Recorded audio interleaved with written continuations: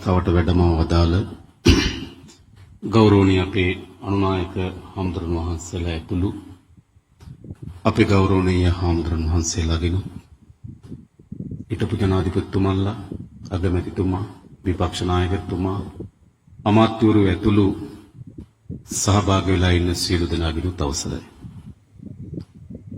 විශේෂයෙන්ම ශ්‍රී ලංකා අමරපුර මහානිකායේ මානායක ධූරයට අභිනවයෙන් පත්වන ලද අපේ මානායක හාමුදුරන් වහන්සේට පළමු කොටම අපේ සුභාසිංසනය ගෙනත් දෙනවා. අපි දන්නවා ශ්‍රී ලංකා අමරපුර මහානිකාය අපේ ආගම බෞද්ධ ධර්මය ප්‍රචලිත කිරීම වෙනුවෙන් එහි උන්නතිය වෙනුවෙන් විශාල කාර්යභාරයක් සිදු කරලා තිබෙනවා. ඒ වගේම අපේ රටේ පොදු මහජනයාගේ සුව පැවැත්ම වෙනුවෙන් විශාල කාර්යභාරයක් ඉටකොට තිබෙනවා. මම හිතනවා අද අභිනවයෙන් සන්නස්පත්‍ර ගනු ලබන අපේ මානායක හාමුදුරන් වහන්සේට මෙම ශ්‍රී ලංකා අමරපුර මහා නිකාය තවත් ආලෝකමත් කරමින් තවත් අපේ බෞද්ධ ශාසනය වෙනුවෙන් මහජනතාවගේ හිතසුව වෙනුවෙන් විශාල කාර්යභාරයක් කරන්න හැකියාව තිබෙන බව. උන්වහන්සේ පේරාදෙණිය විශ්වවිද්‍යාලයේ විශේෂවේදී උපාධියක් දක්වා විශාල අධ්‍යාපන හැකියාවක් අත්පත් කරගත්තු මහණින් වහන්සේ නමක්. ඒ වගේම බලංගොඩ ආනන්ද මෛත්‍රී නායක හාමුදුරන් වහන්සේගේ ආభాෂයන් ඇසුර ලැබමින් ඒ ධර්ම විනය පිළිබඳ විශාල භූමිකාවක් අත්පත් කරගන්න ලැබූ මානායක හාමුදුරන් වහන්සේ නම. ඒ වගේම පරිවෙනාධිපතිවරු වහන්සේ කෙනෙක් හැටියට, ඒ වගේම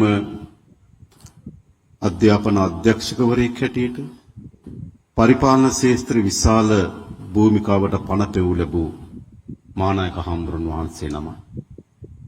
එනිසා උන්වහන්සේ මේ ශ්‍රී ලංකා අමරපුර මහා නිකාය තවත් ප්‍රබලතම සංඝ සමාජයක් බවට පරිවර්තනය කරන්න විශාල හැකියාවක්, දක්ෂතාවයක් වගේම උවමනාවක් තිබෙන හාමුදුරන් වහන්සේ නම.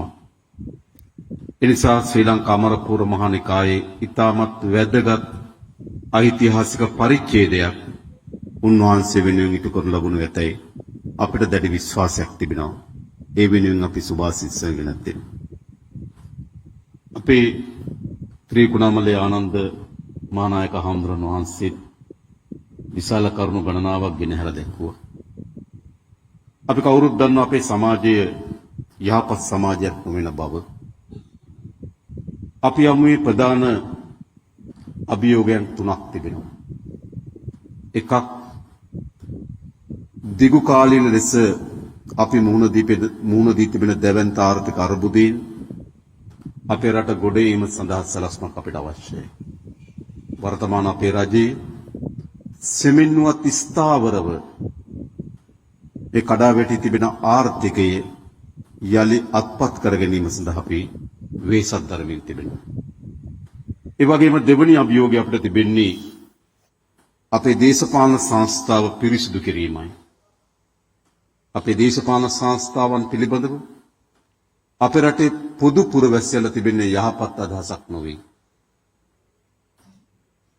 අපේ දේශපාලකයා පිළිබඳවත් දේශපාලනය පිළිබඳවත් තිබෙන්නේ ඉතාමත් අයහපත් අදහසක් අපේ රටේ පොදු පුරවැසියන් තුළ තිබෙනවා.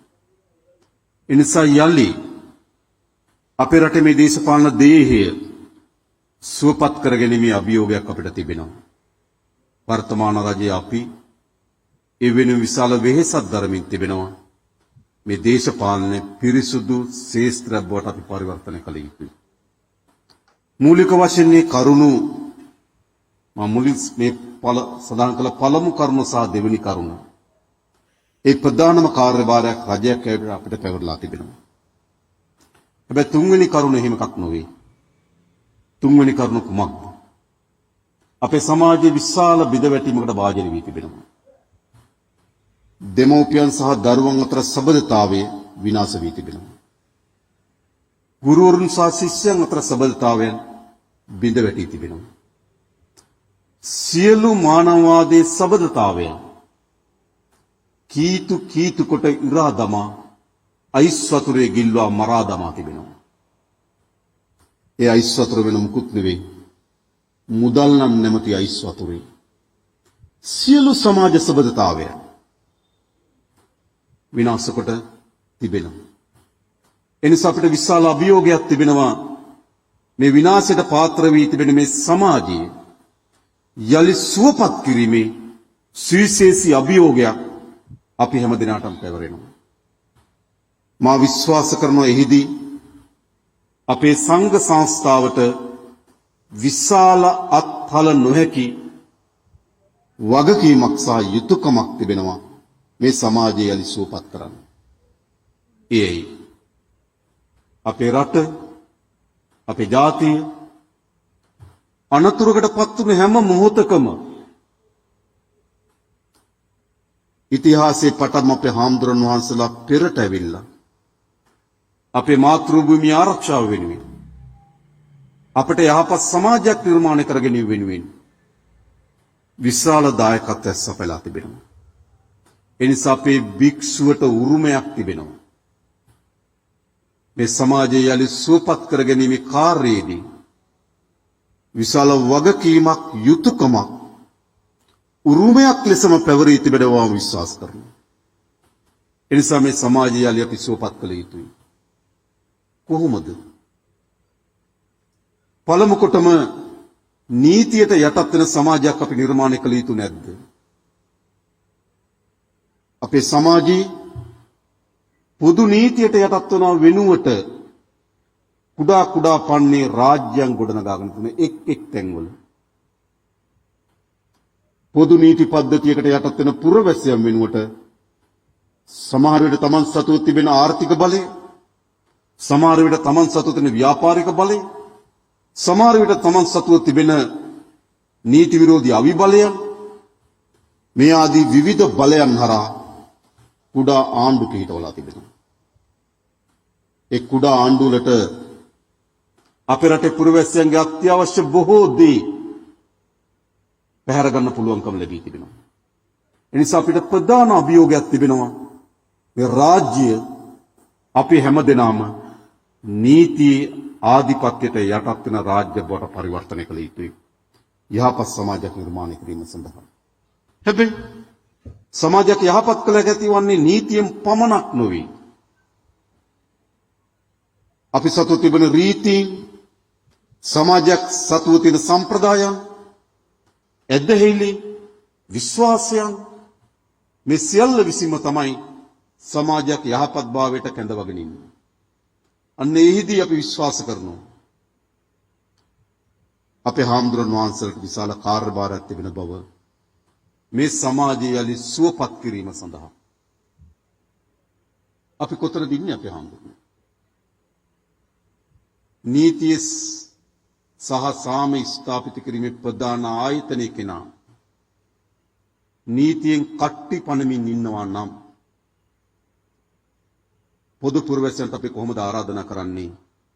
නීතියට යට සමාජයක් සඳහා අතවන්නේ කොහොමද?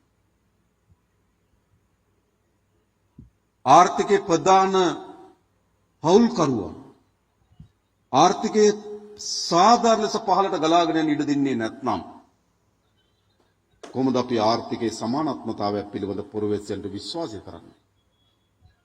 එනිසා මේ සෑම අතිම කඩා වැටී තිබෙන රාජ්‍යයක් අපි ඉදිරියට තිබෙනවා. දැන් අප හැම දෙනාගේම වගකීම තමයි මේ අපි ඇස් ඉදිරියට කඩා වැටී තිබෙන රාජ්‍යය අප කුඩා කාලයේ දැකපු සමාජය, අපි තරුණ වියේදී දැකපු සමාජය, අප අද වැඩිහිටි භාවයට පත් වෙලා තිබෙනකොට අපි අදින සමාජය, අපි ඇස් ඉදිරියට අපි මේ පරිහානිය අත්විඳලා තිබෙනවා. අපේ ළමා කාලයේ සිට තරුණ කාලය දක්වා සෙමෙනු පසුව වේගයෙන් මේ සමාජයේ පිරීම අපි අත්දකිමින් තිබෙනවා. ගත වෙන දවසක් පාසා මේ සමාජය ආපස්සට ගමන් කරමින් තිබෙන තත්ත්වයක් අපි ඇස් ඉදිරිපිට විද්‍යාමාන වෙමින් තිබෙනවා. එනිසා මේ සමාජයේ වෙත නැවත යහපත, මේ සමාජයේ වෙත නැවත සුවපත්භාවය කැඳවා ගැනීමේ වගකීමක් අපි හැම දිනාටම තිබෙනවා කියලා මම විශ්වාස කරනවා. අපිට ආර්ථික වශයෙන් බොහෝ දේ අත්පත් කරගත හැකි වේවි. අපිට දේශපාලන වශයෙන් බොහෝ ආදර්ශ ලබා දිය හැකි වේවි. හැබැයි කා වෙතද ආර්ථික වශයෙන් අපි අත්පත් කරගන්න ප්‍රතිලාභ අපි ලබා දිය යුතු වන්නේ යහපත් සමාජයක් වෙත. දේශපාලන වශයෙන් අපි ලබා දෙන ආදර්ශයන් අපි ලබා දිය යුතු වන්නේ යහපත් සමාජයක් වෙත. අනිත් සෑම ශාස්ත්‍රයකම අභිවෘද්ධියක් අත්පත් කර ගැනීමෙන් පළක් නැහැ. අපි යහපත් සමාජයක් නිර්මාණය කරගන්න අසමත් වන්නේ නම්. ඒ නිසා මෙන්න මේ යහපත් සමාජයේ මට විශාල ප්‍රමාණික අධ්‍යක්ීම් සංඛ්‍යා දත්ත වාර්තා පෙන්වන්න පුළුවන් මොනතරම් ප්‍රමාණික මේ සමාජය කඩා වැටලා තිබෙනවද කියන එක පිළිබඳව. මා හිතන්නේ ඒකට තරම් කාලයක් මා ගන්න බලාපොරොත්තු වෙන්නේ. ඕනතරම් දත්ත සිදුවි එකින් එක අපිට ගලපලා කියන්න පුළුවන් මේ සමාජය මොනතරම් විනාශකාරී අභිමුඛවද ඉන්නේ කියලා. ඒ නිසා දැන් අපි යලි මේ සමාජය සුවපත් කිරීමේ කාර්යභාරයට අවතීර්ණ විය යුතුයි. මා නැවත විශ්වාස කරන්නේ මේ සමාජය සුවපත් කිරීමේ කාර්යභාරයේදී අපේ හාමුදුරන් වහන්සේලාට ප්‍රමුඛතම කාර්යභාරයක් තිබෙනවා. ඒ වගේම වෙනත් ආගමික සංස්ථා වෙතද එම කාර්යභාරය පැවරෙනවා. මේ සෑම දහමක වෙන විමුක්ති හරයක් බුදුරජාණන් වහන්සේ දේශනා කළ දහම ඇතුලේ තම ප්‍රබල විමුක්ති හරයක් තිබෙනවා. අද ඒ විමුක්ති හරේ යට යමින් ආටෝප ගල් පිළිම වෙනුවට බොල් පිළිම ඉස්මතු වෙමින් තිබෙනවා. ඒක ඇත්ත.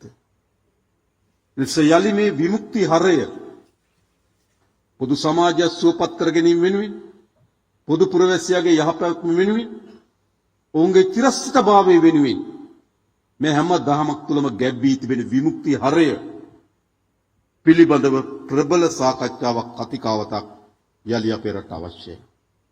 ඒදී අපේ ආනන්ද හාමුදුරුවෝ පෙන්වා දෙන්න ලැබුවා මා පෞද්ගලික ගතොත් සහ ජනාධිපතිවරය ලෙස ගතොත් මට පැවරන කාර්යභාරයක් නෙවෙයි. සංඝ සංස්ථාවේ ඇති වී තිබෙන කාර්යභාරය පිළිබඳව උන්වහන්සේ පෙන්වා දෙන්න ලැබුවා. ඉතින් උන්වහන්සේ බෞද්ධ කතිකාවත පිළිබඳව පනත පිළිබඳව අවධානය යොමු කරා. අපි පිළිබඳව මෙතනදී මහානායක හාමුදුරන් වහන්සේලා මුණ ගැහුණු අවස්ථාවේදී අපි ඒකම සාකච්ඡා කරා.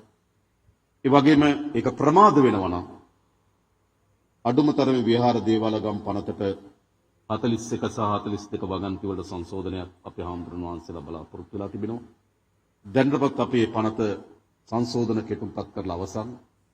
ඉතා ඉක්මනින්ම අපි කැබිනට් මණ්ඩලයට ඉදිරිපත් කරලා පාර්ලිමේන්තුවට ඉදිරිපත් කොට ඒ සම්මත කොට සංඝ සංස්ථාව විධිමත් කර ගැනීම සඳහා අවශ්‍ය බලය අවශ්‍ය කාර්යය අපේ මහානායක හාමුදුරන් වහන්සේලා වෙත පවරන්න ඒ සංඝ සභාවෙන්ද පවරන්න අපි සූදානම්. ඔබ වහන්සේලාට තමයි ඒ කාර්යභාරය පැවරෙන්නේ. ඒ සඳහා අවශ්‍ය නීති සම්පාදනය කරලා දෙන්න අපි අපේ පැත්තෙන් උපරිම උත්සාහයමයි ඉක්මනින් අපි ඒක අවසන් කරන්න. ඊට අමතරව සමස්ත කාර්යයන් පිළිබඳව අපි පනතක් සම්මත කරගත යුතුයි.